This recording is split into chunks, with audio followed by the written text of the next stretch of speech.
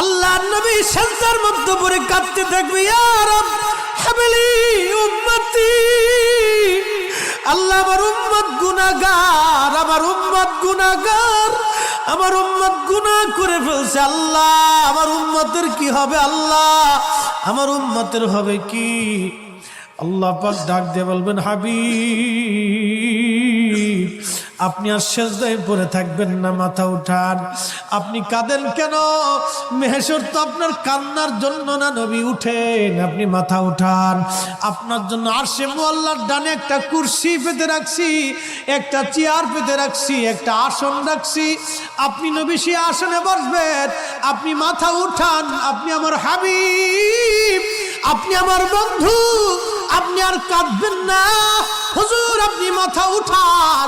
আল্লাহর নবী তখন বলবে, ইয়া রব হাবলি উম্মতি, আল্লাহ আমার উম্মত গুনাহ করছে। আল্লাহ ডাক দিবে, হাবিব আপনি মাথা উঠান। আপনি সর্বপ্রথম হামদের পতাকা উড়াবেন, আপনি সুপারিশের পতাকা উড়াবেন, আপনি যাকে খুশি তাকে নিয়ে জান্নাতে চলে যান।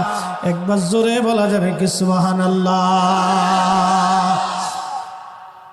নবী আমার ডেকে বললেন, আয়েশা রে, মানুষের জীবনের কঠিন সময় যখন তার মৃত্যুর সময় এসে যায়, কঠিন মৃত্যুর দূত আসে, যখন গুনাহগার ব্যক্তি, যখন নাফরমান ব্যক্তির কাছে মৃত্যুর দূত আজরাইল আলাইহিস সালাম আসে, বিকট চেহারা নিয়ে আসে, দুর্গন্ধময় পোশাকগুলি নিয়ে আসে, দুর্গন্ধময় পোশাকগুলি নিয়ে আসে, বান্দাকে ধরতে আসে।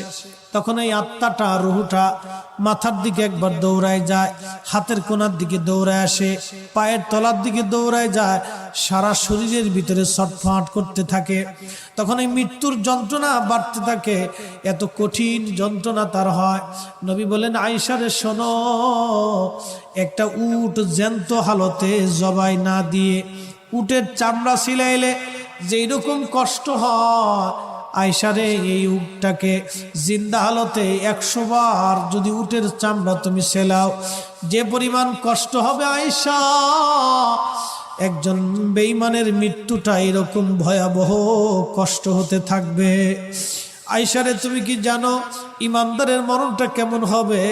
ইমানদারের মরণটা আজরাইল আসবে সুন্দর পোশাক নিয়ে, সুন্দর সুরত নিয়ে, সে বলবে, ইয়া আইয়্যুতুহান নাফসুল মুতমাইন্নাহ তুরজিই ইলা রাব্বিকি রাদিয়াতাম মারদিয়া ফাদখুলি ফি ইবাদি ওয়াদখুলি জান্নাতি।